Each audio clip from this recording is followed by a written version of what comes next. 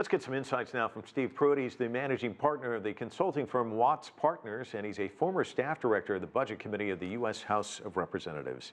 I was reading today a former trade advisor to former President George W. Bush says the tariffs on allies right before Ross makes this trip is going to weaken the U.S. position. And he makes the point that the allies have similar gripes about China, kind of mad at him about kind of the same stuff the U.S. is mad about. But now they're mad at the U.S., so they're kind of going it alone.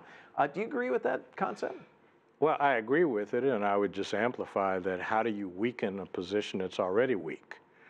I mean, we don't have a strong hand in these negotiations other than the rhetorical one that we're playing right now. And I think to the extent that the Chinese have a very precise agenda and objectives that they're trying to achieve, whereas we seem to be changing the deal that we're looking for every other day, and whether we're going to deal every other day, that doesn't help in terms of us playing this game to a real strong conclusion. And you know, being up on Capitol Hill, that deal making is two sides coming together. I'll give you this, you take this, but it's not walking out and saying we've got this deal, and then 2 weeks later saying we don't have a deal. How is Wilbur Ross going to be received? Because Leo Hua makes the trip from Beijing to the White House, spends all of this time trying to hammer out a deal, gets Steve Mnuchin to say we've got a truce, and then goes back to Beijing, and then voila, the truce is gone. Well, I think it's relatively clear that Trump is putting some responsibility on Ross because of the perception that he's been dealing in China for many years and has experience in dealing with the Chinese that maybe some of the other players on his trade team do not have.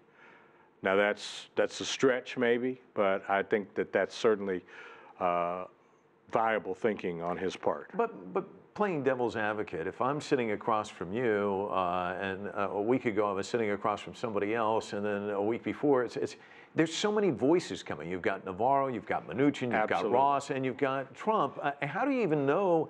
The trust is the big issue in a negotiation. Who do you even know who to talk to? Well, again, I think many people who look at the international trade situation that the U.S. is playing in now have come to the conclusion that the only person who really matters here is Trump.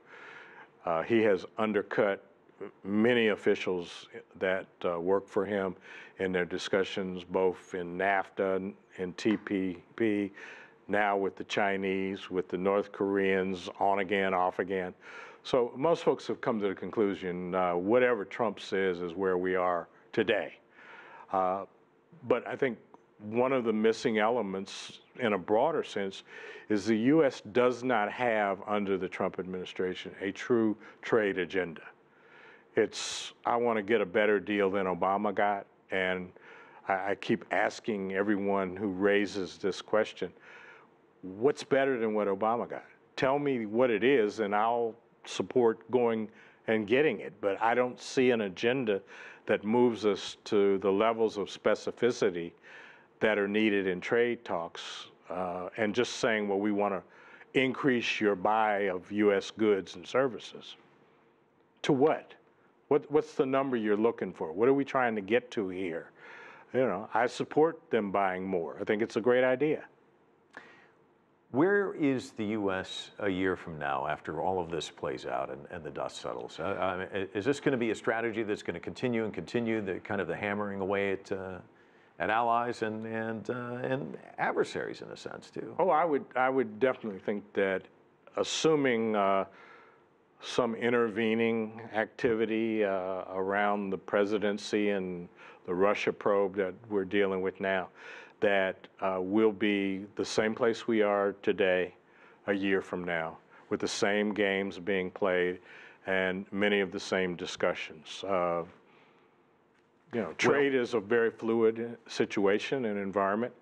This year's numbers may require reopening, quote unquote, any negotiations that are arrived at today, and we'll just have to play it out. Well, then we'll have you back. Steve Pruitt, thanks so much for coming in, offering your insights. Thank you very much.